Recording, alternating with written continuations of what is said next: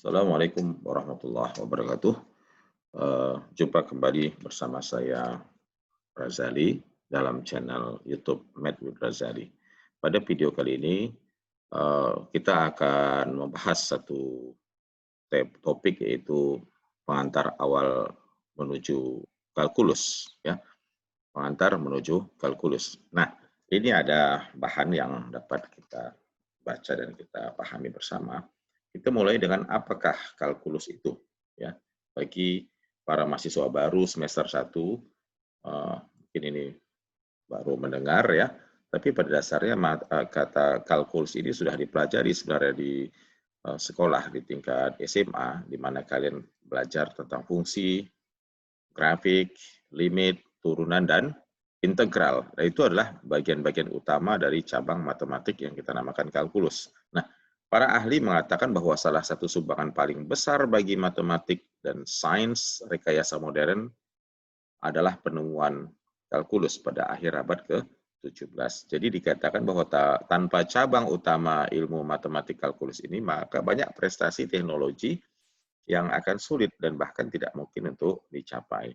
Nah, kita sering sehari-hari menyebut kata apa? Mengkalkulasi. Kalkulasi itu menghitung, ya kan? Jadi kata mengkalkulasi itu adalah kata yang suaranya tuh, sound-nya tuh dekat dengan kata kalkulus.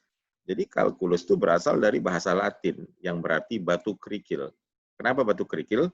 Karena batu kerikil itu pada zaman dulu digunakan beribu-ribu tahun lalu oleh orang-orang terdahulu sebagai alat untuk menghitung dan mengerjakan soal hitungan. Demikian. Nah, dua orang yang hidup di abad ke-17 sangat berjasa sekali dalam penemuan kalkulus itu dan pengembangannya, itu Sir Isaac Newton dari Inggris dan Gottfried Wilhelm von Leibniz dari Jerman. Nah, ide pokok kalkulus ini dikembangkan secara terpisah oleh mereka sendiri-sendiri selama bertahun-tahun. Jadi secara terpisah, tidak ada komunikasi, tapi mereka secara terpisah sendiri-sendiri mengembangkan kalkulus ini. Baik. Nah, Newton yang merupakan ahli ilmu alam yang sangat terkenal itu menerapkan kalkulus pada teori gerak dan gravitasi. Teori ini sering disebut dengan hukum Newton, ya kan, yang memungkinkan Newton menggambarkan secara matematis semua benda dalam jagat raya, dari pelemparan bola sampai kepada perputaran bumi dan planet-planet lain dalam tata surya kita. Kemudian sebelum era Newton dan Leibniz, ilmu matematik yang digunakan untuk memecahkan soal adalah semacam matematik yang diajarkan di sekolah menengah modern. Jadi matematika itu meliputi pelajaran seperti ilmu hitung, aljabar, geometri, trigonometri, dan seterusnya. Nah, prinsip dasar mata pelajaran ini dikenal paling tidak 1.500 tahun sebelum Newton dan Leibniz hidup. Nah, meskipun prinsip matematik yang dipelajari dalam mata pelajaran ini berguna untuk memecahkan beragam soal-soal tertentu, namun prinsip-prinsip ini tidak semuanya cocok untuk memecahkan soal-soal mengenai jumlah yang berubah-ubah atau yang bervariasi. Ya, jadi adalah dengan maksud untuk menghitung suatu besaran yang berubah-ubah dan bervariasi dalam kehidupan sehari-hari, maka ditemukanlah cabang matematik yang dinamakan kalkulus ini. Nah, oleh karena itu kita dapat mengatakan bahwa kalkulus itu adalah the mathematics of change atau matematik perubahan. Di mana terdapat gerak dan perubahan, maka kalkulus menjadi alat bantu yang paling tepat untuk memodelkan secara matematis. Jadi tujuan utama dari kalkulus adalah apa?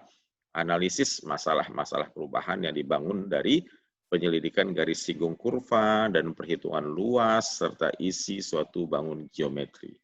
Ini dua masalah yang sangat mendasar sebab kita hidup di dunia yang terus berubah, terus bergerak, dan fenomena pasang surut. Jadi selain itu terdapat beragam topik dalam matematika tingkat tinggi yang memanfaatkan ide kalkulus. Jadi oleh karena itu maka dikatakan kalkulus itu merupakan semacam pintu gerbang untuk menuju hampir kepada semua cabang matematik tingkat tinggi lainnya. Jadi hingga saat ini kalkulus tetap menjadi topik hangat karena teknik perhitungan dan dalam kalkulus masih tetap berfungsi sebagai suatu bahasa kuantitatif yang paling utama dari ilmu pengetahuan dan teknologi. Jadi tak hanya itu, penerapannya juga merambah semakin luas ke ilmu sosial, bisnis, ekonomi, dan psikologi. Jadi ini ingat bahwa kalkulus itu secara umum terbagi dua, yaitu ada namanya kalkulus integral dan kalkulus diferensial. Kalkulus dari diferensial itu nanti kita akan berurusan dengan gradien, garis singgung kurva yang merupakan bentuk geometri dari turunan. Ya, turunan itu sering disebut juga sebagai laju perubahan, seperti laju perubahan jarak terhadap waktu, laju perubahan kecepatan, laju perubahan temperatur, laju perubahan muatan listrik, atau laju pertumbuhan populasi dari suatu masyarakat di satu kota. Nah, jadi kalkulus diferensial juga berurusan dengan penentuan nilai maksimum dan minimum yang dapat dicapai oleh sebuah fungsi. Sedangkan integral berurusan dengan menentukan suatu fungsi asal yang fungsi turunannya telah kita ketahui. Misalnya, kecepatan dari sebuah benda yang bergerak adalah merupakan fungsi turunan itu. Kecepatan itu adalah turunan dari fungsi jarak terhadap waktu, misalnya. Ini fungsi asal, jarak yang ditempuh oleh benda tersebut pada sebarang waktu tertentu. Artinya, jika sebuah rumus bagi kecepatan, ya, jika sebuah rumus bagi kecepatan sebuah benda diketahui sebagai fungsi dari waktu, maka kita dapat menggunakan integral untuk mendapatkan rumus yang menjelaskan sejauh mana jarak yang ditempuh oleh benda tersebut dari titik ia mulai bergerak pada interval waktu tertentu. Jadi ia juga berurusan dengan penentuan panjang lintasan kurva, luas area bidang datar yang tak beraturan, yang dibatasi oleh beberapa kurva. Dia juga berurusan integral ini dengan volume bangun, dimensi 3 yang dibatasi oleh selubung atau selimut kurva permukaan, juga berurusan dengan pusat berat gravitasi benda, nilai rata-rata, bahkan juga berurusan dengan ilmu statistik, yaitu peluang. Seperti pada peluang itu, statistik ada namanya distribusi normal yang banyak menggunakan integral atau kalkulus integral. Ya, jadi diferensial kalkulus dan integral kalkulus itu jadi dua sisi yang saling melekat satu sama lain. Yang satu merupakan proses kebalikan dari yang lain. Jadi integral adalah proses kebalikan daripada diferensial, dan diferensial adalah proses inverse atau kebalikan daripada diferensial. Nah, kemudian apa saja hal-hal dasar atau fundamental yang perlu kita kuat atau memahaminya untuk mempelajari kalkulus? Maka secara umum kita ada beberapa cabang matematik seperti aljabar, geometri, fungsi, trigonometri. Ini merupakan hal fundamen untuk memahami kalkulus dengan lebih baik. Yang pertama, himpunan bilangan. Ini perhitungan kalkulus, ingat, didasari pada sistem bilangan real. Ya. Oleh karena itu, kita akan mengawali fundamen ini dengan membahas seperti apa himpunan bilangan real itu nanti. Kemudian kita juga harus mengerti istilah variabel. Dalam kalkulus kita banyak berurusan dengan variabel. Jadi tidak terlepas dari penggunaan simbol-simbol variabel besaran. Kadang variabel itu dinyatakan dengan huruf seperti X, Y, Z, dan lain-lain, yaitu suatu kuantitas yang nilainya tidak tetap atau bisa berubah-ubah. Dan dia menjelajahi nilai-nilai dalam wilayah bilangan real. Kemudian fungsi dan grafik fungsi. Jadi mayoritas bagian dari kalkulus itu akan terkait dengan fungsi dan grafik fungsi. Jadi hal ini karena fungsi atau persamaan merupakan alat yang paling tepat untuk menyatakan hubungan antara dua variabel atau lebih. Fungsi atau persamaan merupakan dasar dari setiap pemodelan matematika. Ya, nah, itu nanti kita juga harus tahu kontinuitas fungsi. Ya, jadi suatu fungsi atau persamaan yang dibahas dalam kalkulus biasanya bersifat kontinu. Jadi dalam perhitungan kalkulus, diferensial dan integral, itu sering mensyaratkan adanya sifat kontinuitas pada fungsi. Jadi oleh sebab itu, konsep kontinuitas ini merupakan salah satu aspek yang sangat penting dalam kalkulus yang harus dipahami dengan baik saat kita mempelajarinya. Limit, apa itu limit? Batas, sesuatu yang didekati. Konsep limit fungsi merupakan tulang punggung yang mendasari kalkulus diferensial dan integral.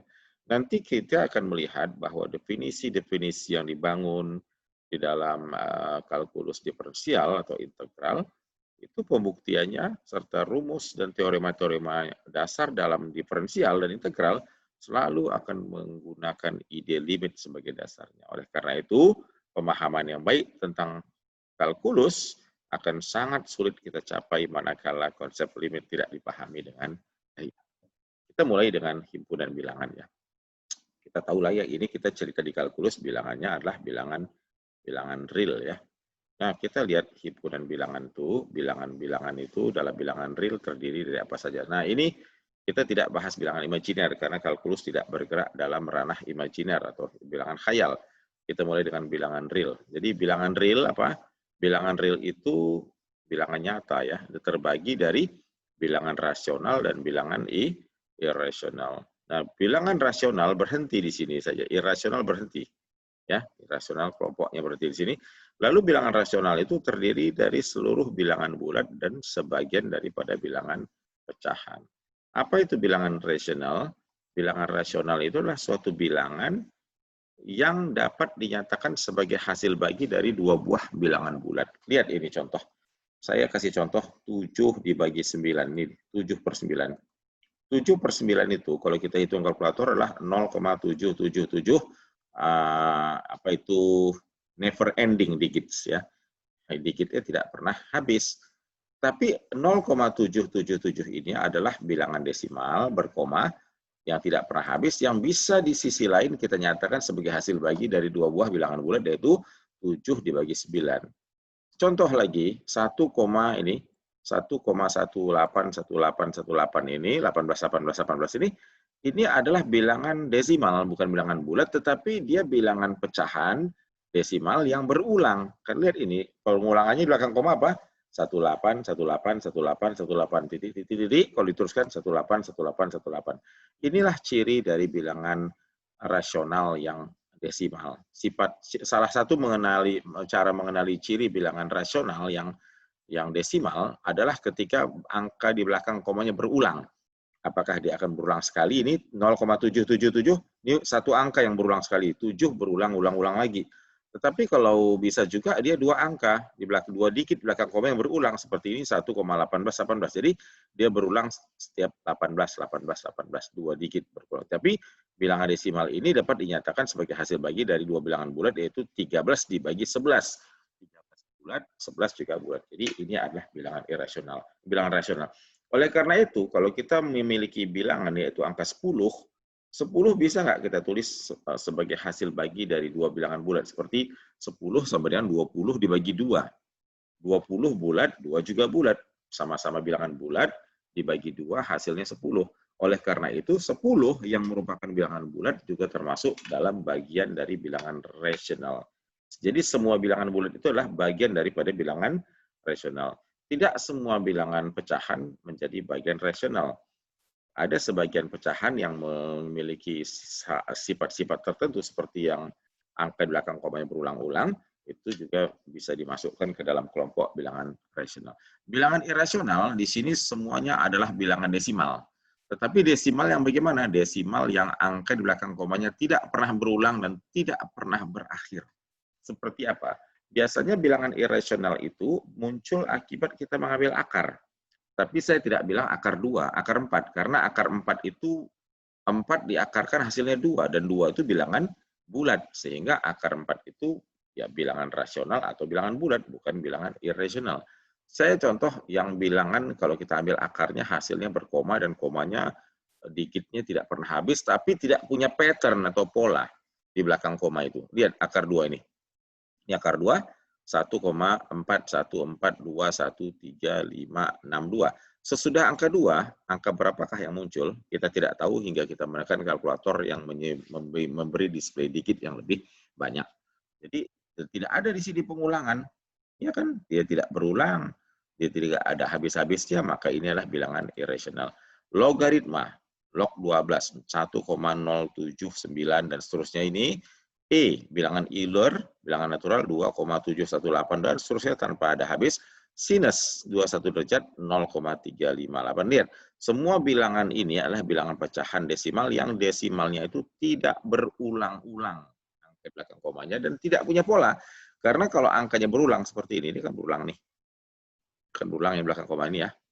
Jadi belakang koma berulang, ya tidak pernah habis tapi berulang 18, 18, 18. Nah, itu ciri bilangan rasional. Kalau irasional tidak pernah berulang. Dia semuanya bilangan desimal.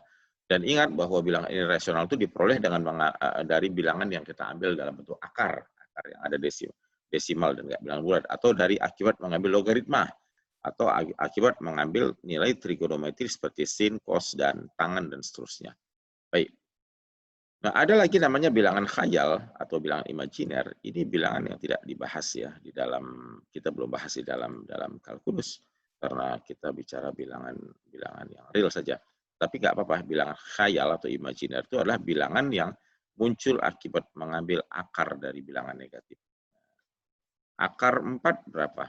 2 atau min 2. Tapi akar negatif 4 nggak tahu, bukan 2, bukan min 2. Jadi mana kalau kita mengambil akar bilangan negatif, akar min 1, maka ini tidak ada jawaban bilangan realnya, maka kita katakan akar min 1 itu adalah I. I itu satuan imajiner, satuan khayal. Satu angka yang khayal, satu I. Jadi kalau ada 2 I, ada 2 khayal. Min 34 I, ada negatif 34 khayal I. Dan seterusnya. Nah ini, kemudian ada lagi bilangan lain, bilangan kompleks. Nah, bilangan kompleks itu lebih luas lagi karena dia meliputi bilangan khayal dan bilangan real. Jadi semua bilangan real yang kita bahas ini adalah bagian daripada bilangan kompleks. Jadi bilangan kompleks itu terdiri dari bagian imajiner dan bilangan real. Baik. Jadi dari kita lihat di sini, yang perlu ingat lagi dalam kalkulus, kita tidak boleh membagi 0. Jangan pernah katakan bahwa 4 bagi 0 itu adalah 4. 4 dibagi 0 tidak terdefinisi atau undefined, min 9 bagi 0 nggak ada, X bagi 0 nggak ada, dan seterusnya. Jadi kita tidak boleh membagi dengan 0. Kedua, dalam kalkulus, akar dari bilangan negatif selalu tak terdefinisi. Seperti akar min 7 tidak didefinisikan dalam wilayah bilangan real, walaupun ini terdefinisi dalam wilayah bilangan kompleks. Ini karena perhitungan kalkulus itu berdasarkan kepada sistem bilangan real, sementara akar dari bilangan negatif terdefinisi hanya pada ranah himpunan bilangan imajiner. Baik, dalam kalkulus ini kita ada namanya variabel, ya. Variabel itu adalah suatu besaran yang nilainya berubah-ubah ya, tidak tetap. Ya. Kemudian ada lagi yang namanya konstan, suatu besaran yang nilainya tetap. Kadang-kadang kita katakan besaran itu atau variabel itu juga nama lainnya disebut peubah, bukan perubah, peubah. Pakai huruf seperti X, seperti Y. Konstan, konstanta adalah sesuatu yang nilainya tetap. Nah, ini. Oke. Konstan itu apa? Misalnya kamu dibilang bahwa gajimu 1 bulan adalah 5 juta. Sebulan pokoknya kamu 5 juta, masuk jam 8, pulang jam 4 sore. Ya, itu sebulan gajimu 5 juta. Tapi kalau kamu mau masuk di atas jam 5 tanpa ada hitungan lembur dan seterusnya, maka berapapun lama pun kamu masuk kerja atau bekerja, gajimu tetap saja sebulan 5 juta. Apapun inputnya, outputnya tetap stabil kok. Itu namanya konstan. Tak peduli dia, outputnya tetap konstan berapapun inputnya. Nah, apa namanya selang atau interval? Selang atau interval ini adalah himpunan bilangan real yang digunakan dalam kalkulus untuk menyatakan garis bilangan. Nanti kadang-kadang interval itu ada namanya interval terbuka, tertutup. Nah ini garis bilangan nih, kayak gambar satu-satu ini ada A, B. Jadi ini adalah interval bilangan dari A sampai B. Tetapi yang membedakannya ini kurungan nilai, kurung pembuka dan kurung penutup. Dari sini ini kurung biasa, lengkung ini kurung siku. Ini adalah interval terbuka dari A ke B. Tulisannya A lebih kecil dari X, lebih kecil daripada B. Dan ini kalau kurung siku dua-duanya, maka inilah interval tertutup AB, di mana A dan B bisa diikutkan. Nah, di dalam selang interval inilah tabel ini memberikan lambang. Jadi kalau A, B di A, B yang ini, yang atas ini, dan lengkungannya itu biasa, kurung biasa, maka itu artinya X adalah variabel yang berada di antara A dan B, tidak ada sama dengan di sini, lebih kecil ya. Ini namanya selang terbuka, di mana A dan B tidak termasuk ke dalam X. Tapi kalau tertutup, siku. Ini kalau kiri siku, batas bawah siku, batas atas siku, berarti ini total tertutup. Artinya X itu bisa bernilai A dan bisa bernilai B karena ada tanda sama dengannya. Ini selang semi terbuka atau semi tertutup. Ini di bawahnya terbuka karena kurungnya biasa, di atasnya siku tertutup berarti A kurang dari X dan kurang sama dengan B. Jadi kalau ada kurung siku itu artinya ada ikut sama dengannya. Bisa juga seperti ini, minta hingga sampai A dan seterusnya. Ini dapat dipelajari dan dilihat ya. Kemudian, di dalam kalkulus kita harus paham betul itu pertidaksamaan. Ya, apa aturan-aturan dalam pertidaksamaan? Nah, ini simple lah ya, mudah ya. Kita ada contoh satu ini, pertidaksamaan 2x tambah 3 lebih besar dari x kurang 5, ini jawabannya berapa? Nah ini soal seperti ini, pertidaksamaan ini bisa dibuat seperti ini ya. Gimana kalau kita menyelesaikan pertidaksamaan? Tentu begini mungkin. Saya bawa ke sini. Ini ada soal pertidaksamaan. Nah, ini. Kita diberi satu pertidaksamaan seperti ini. Nah, ini. Berapa X yang memenuhi pertidaksamaan ini? Ya, tentu ini mudah. Ini ada X di kiri, ada di X ada di kiri dan ada di kanan dari pertidaksamaan ruas kiri dan ruas kanan. Maka coba kita hilangkan, kita menyelesaikan pertidaksamaan itu, kita cobalah supaya X-nya hanya ada di kiri dan tidak ada di kanan. Oleh karenanya, karena X ada juga di ruas kanan, maka yang di ruas kanan ini mau kita hilangkan. Caranya, ya kita kurangin X kedua ruas. Jadi 2X tambah 3 kurang X. Lebih besar daripada X kurang 5 kurang X. Kenapa dikurang X? Agar X di ruas kanan habis, X kurang X kan habis. Gitu ya. Lalu ini tinggal 2X dikurang X adalah X tambah 3 lebih besar dari 5. Lalu kita mau di kiri itu tidak ada angka 3 ini, jadi kita mau di sini hanya ada X saja, maka supaya 3 hilang apa? Kita kurangin aja. Jadi plus 3 supaya 0 jadi min 3. Dikurang 3 ruas kiri, X tambah 3 dikurang 3 ruas kanan, lebih besar daripada 5 dikurang 3. Ini habis, oleh karenanya X lebih besar daripada 2.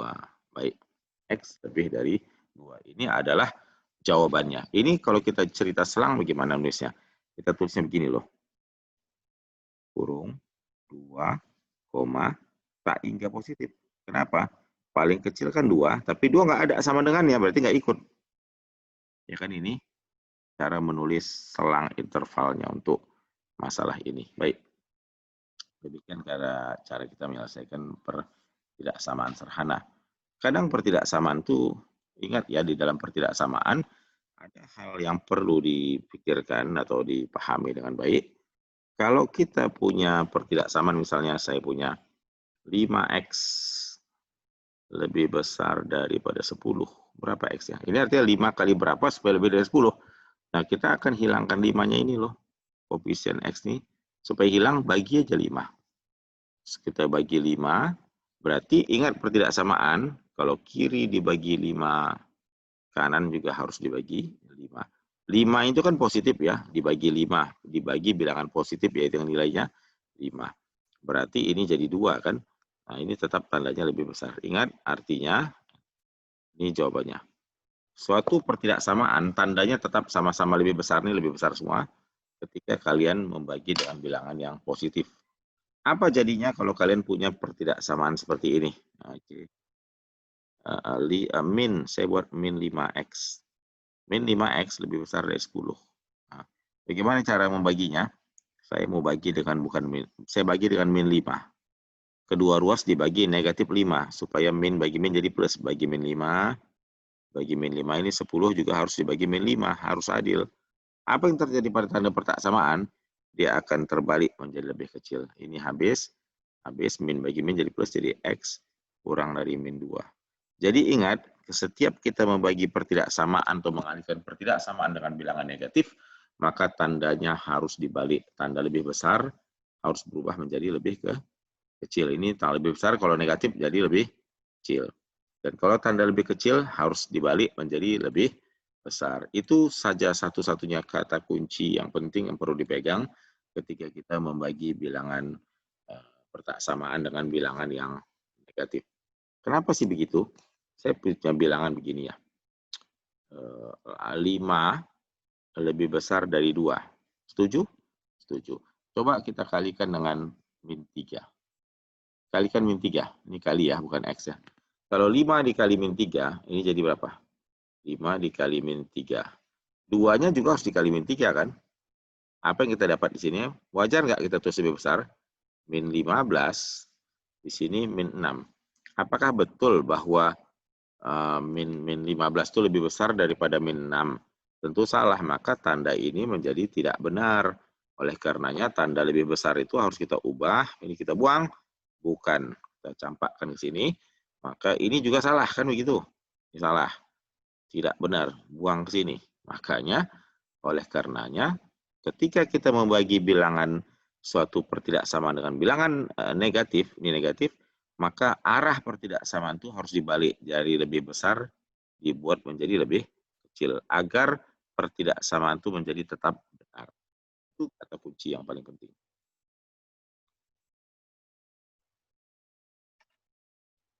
Nah, ini pertidaksamaan. Saya kasih lagi beberapa poin seperti ini. Mana contoh?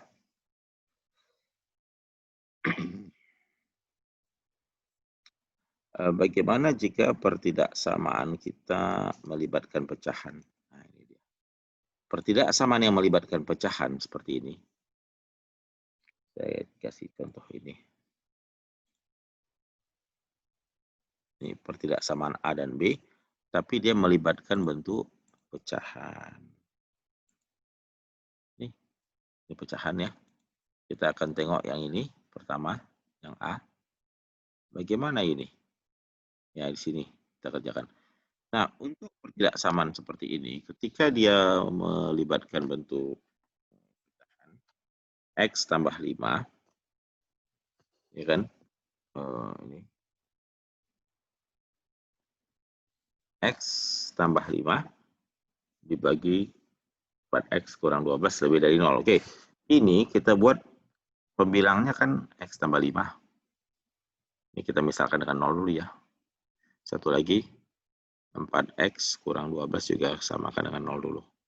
Lalu ini berapa X-nya? Tentunya X-nya sama dengan min 5. X1 kan. X2-nya 4X sama dengan 12. Lalu X2-nya adalah 12 dibagi 4 berapa? 3. X1 dan X2 secara bersama-sama bukan solusi, tetapi itu dinamakan the critical point atau titik kritis. Kita buat garis bilangan nih. Nah, garis bilangan. Di sini min 5 ya, min 5. Di sini 3 kan di kanan kan, di kiri negatif karena positif. Lalu di 0 ada di mana? 0 kan ada di sini 0. Ini 0 nih. Di antara min dan positif ada 0. Kita tes di sini. Kita uji tes X sama dengan 0. Kalau X sama dengan 0 berarti apa nilai interval di sini? Apakah positif atau negatif? Masukkan X0 itu ke sini. Jadikan X0 berarti 0 tambah 5. 0 tambah 5 karena X-nya jadi 0. Dibagi 4 kali 0 kurang 12. Apa jadinya? 5 per min 12. 5 dibagi min 12 negatif atau positif? Ini adalah negatif. Ini bermakna bahwa interval di sini secara keseluruhan adalah negatif. Dari sini, dari min 3, min 5 sampai 3 adalah negatif. Dan biasanya di kanan 3 berbalik tanda menjadi positif, di kiri min 5 akan menjadi positif. Kenapa begitu? Kalian boleh coba sembarang bilangan apa di sini di atas 3, boleh 4. Kalau X-nya sama dengan 4, masukin ke pertidaksamaan ini. Jadi ke X tambah 5 per 4X kurang 12. Itu masukin X-nya 4. Jadi ini X-nya kan jadi 4 nih. Jadi 4 nih. 4 tambah 5 berapa? 9. 4 kali 4, 16. 16 kurang 12, 4. 9 per 4 berapa? Positif. Yang penting dia positif. 9 per 4 positif. Maka di sini, daerah sini, value-nya adalah positif. Di kanan 3 positif. Tentu antara min 5 dan min 3 nilainya negatif. Sekarang kita tengok soal kita ini. Soal kita yang A ini adalah soal ya di mana yang dikatakan dia lebih besar dari 0. Lebih besar dari 0 itu artinya apa? Positif. Maka jawaban kita yang kita pilih solusi dari pertidaksamaan ini adalah kita ambil yang positif. Yang positif itu ini yang biru ya, saya arsir. Nah, ini isi ini dan di sini, karena di sini tanda posisi. Artinya yang arsir biru ini adalah semua X yang kurang dari min 5 atau, dan itu X yang kurang dari min 5, ini saya buang.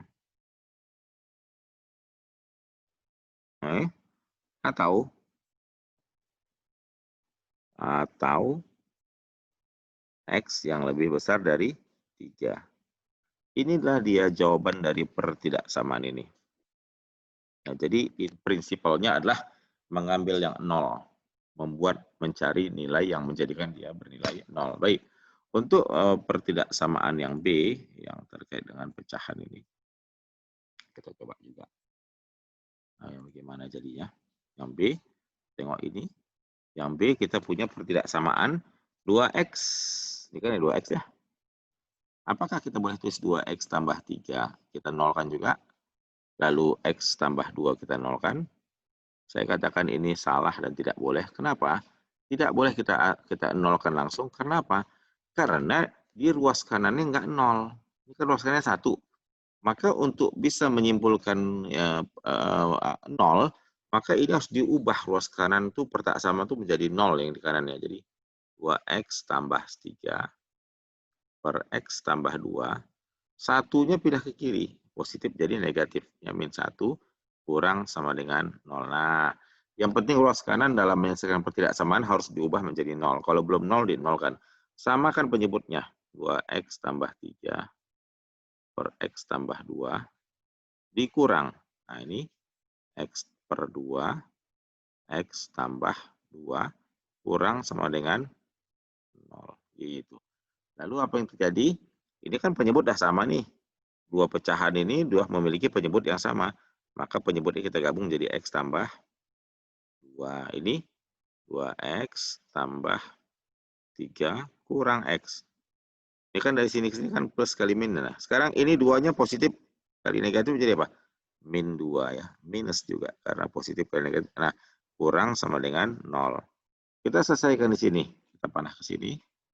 Coba ini. 2X kurang X berapa? 1X. 1X itu adalah X. 3 kurang 2 berapa? Tambah 1 per X tambah 2. Perhatikan sekarang kurang sama dengan 0. Nah, pertanyaannya, bolehkah kita sekarang kesimpulannya yang atas yaitu X tambah 1 kita samakan dengan 0? Atau yang bawahnya X tambah 2 juga sama dengan 0. Boleh karena ruas kanan kita yang ini sudah bernilai 0. Berarti kesimpulan pertamanya X1-nya min 1, ini kan positif sudah jadi negatif. X2-nya berapa? Min 2. Apakah X1 min 1 dan X2 min 2 itu adalah solusi? Belum. Ini yang hanya disebut dengan nilai kritis atau critical point. Titik kritis saja. Oleh karenanya ini saya harap ini bisa dapat dipahami ya. Ini bisa diulangi lagi nanti, saya hapus. Oleh karenanya apa? Kita harus buat garis bilangan untuk memastikan daerah jawabannya, yaitu dengan mengambil garis bilangan di sini dan memasukkan X1 yang bernilai min 1 ini. Di sini min 1, min 2 dulu ya. Min 2 sini, min 1. Lalu di mana 0? 0 akan berada di sisi kanan ini 0 sini. Karena di kanannya 1. Artinya kalau kita misalkan X sama dengan 0, masukinlah ke sini. Kalau X sama dengan 0, masukin ke sini. Jangan ke sini, jangan ke sini, bukan. Ini kan 1, masukkan ke sini. Persoalan kita ada di X-nya jadi 0. 0 tambah 1 berapa? 1 kan? 0 bawah, 0 tambah 2, 2. 1 per 2. 1/2 itu positif atau negatif? Setengah arah positif. Berarti di kanan min 1 semuanya positif. Dan di sini biasanya berbalik tanda negatif, dan di sini jadi kembali kita ke soal, apa yang kita pilih? Lihat soal kita adalah kurang dari 0. Apa arti kurang dari 0? Kurang dari 0 bermakna bilangan itu negatif. Dan negatif itu wilayahnya dari sini ke sini, yaitu dari min 2 sampai min 1. Jadi solusi dari persoalan ini, yaitu adalah X dari min 2, kecil sama dengan min 1. Inilah dia jawaban dari pertidaksamaan dalam problem ini. Pertidaksamaan ini solusinya nih adalah ini. Lalu kalau kita nyatakan dari garis bilangan interval kita kasih kurung siku, min 2, min 1 kurung siku tutup. Ini menunjukkan interval yang tertutup. Demikian. Baik, untuk menyelesaikan pertidaksamaan, bagaimana kalau pertidaksamaan kita itu melibatkan banyak-banyak kurungan? Seperti ini ya, satuan kuadratik yang saya harap kalian sudah pelajari ini dengan baik di SMA. Katakanlah X min 1, X terus tambah 2, dibagi X kurang 7, lebih kecil dari 0. Nah, ini udah 0 yang kanan kan, ruas kanan sudah ada nolnya, maka kita langsung bisa katakan ini 0, dan bawah 0, berarti X1 sama dengan 1, X2 ini min 2, yang bikin dia 0, dan X3-nya di bawah 7. Ada 3 nilai kritis yang harus kalian buat dalam garis bilangan. Pertama, min 2. Min 2 di sini paling kiri. Sesudah min 2 di sini, 1 di kanannya adalah 7. Lalu garis bilangan ini akan dibagi menjadi berapa area? 1, 2, 3. Jadi 4 ya. 3 titik kritis lalu 4 daerah. Pertama, kita cari 0. 0 ada di mana sih? 0 di sini kan, ini 0, antara negatif 2 dan 1 ada 0. Berarti X-nya kita asumsikan 0, ini X-nya 0. Jadi kan di sini X ini 0, ini 0, ini 0. Coba 0 kurang 1 kan min 1 ya. Itu sini, min 1. Kali 0 tambah 2, 2. Dibagi 0 kurang 7, min 7. Coba, min 1 kali 2, min 2 dibagi min 7. Min bagi min jadinya apa? Plus. Maka daerah sini menjadi positif di antara min 2 dan 1 bernilai positif. Dan dari 1 ke 7 biasanya negatif, dari 7 ke kanan berbalik tanda lagi positif. Di sini positif, di sini negatif. Nah, sekarang kita kembali melihat apakah soal kita ini lebih besar 0, lebih kecil 0? Ternyata soal kita kurang dari 0. Kurang dari 0 itu bermakna dia negatif. Kalau dia negatif, saya akan arsir dengan yang agak warna tile, maka kalian pilih interval yang saya arsir ini. Maka dari interval dari 1 sampai 7, dan yang ini negatif, yaitu kurang dari min 2. Apakah artinya solusi kita adalah daerah yang X kurang dari min 2, atau kan itu X kurang dari min 2, atau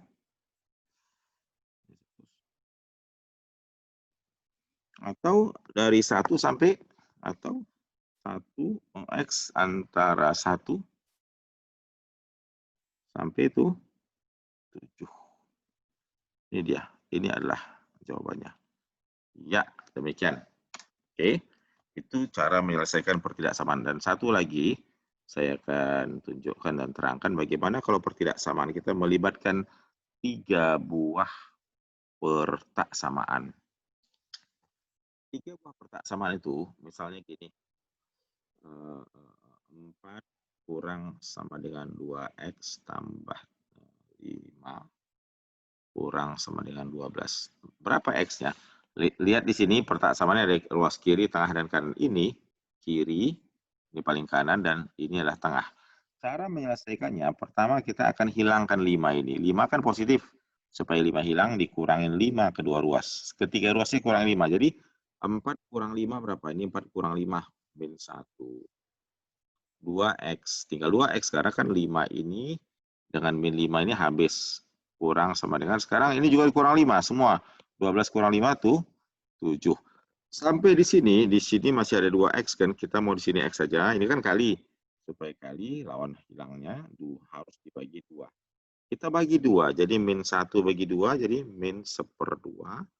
Ini dibagi 2 loh, 2X dibagi 2 sama dengan 7 per kurang dari 70. Nah, kalau kita coret, ini kan habis nih.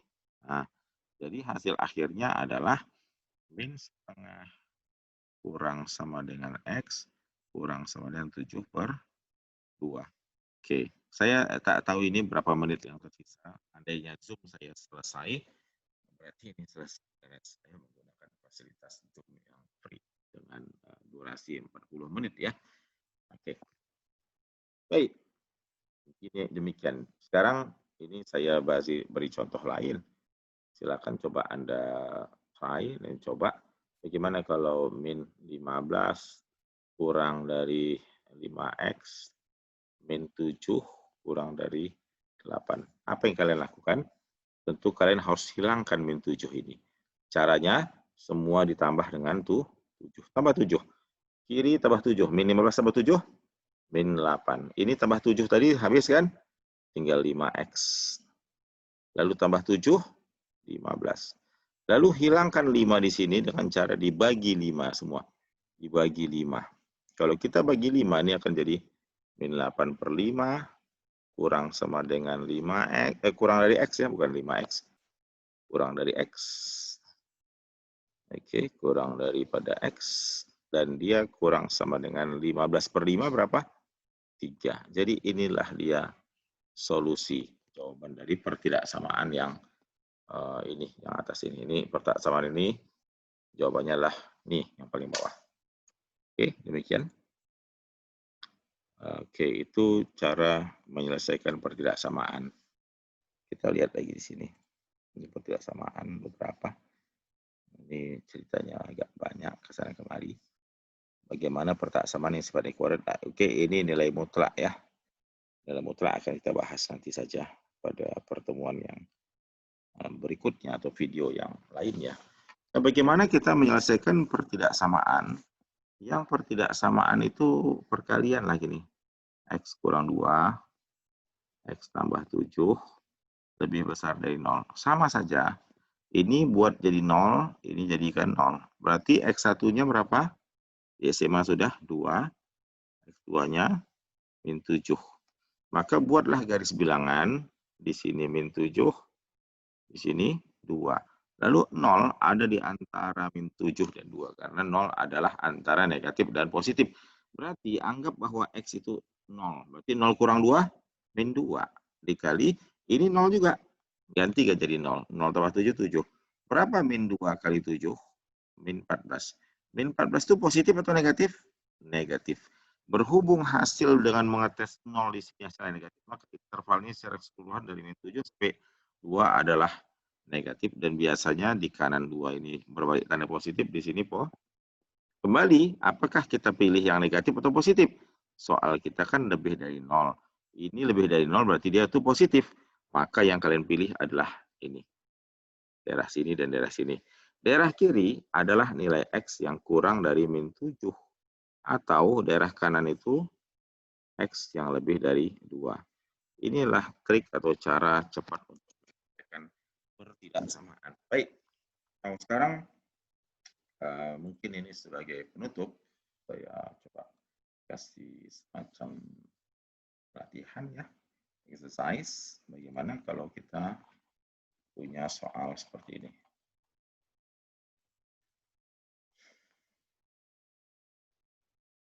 Ya, ini adalah latihan bab 1. Katakanlah ini kita blok atau copy ya. Oke, latihan bab 1 C, saya akan ambil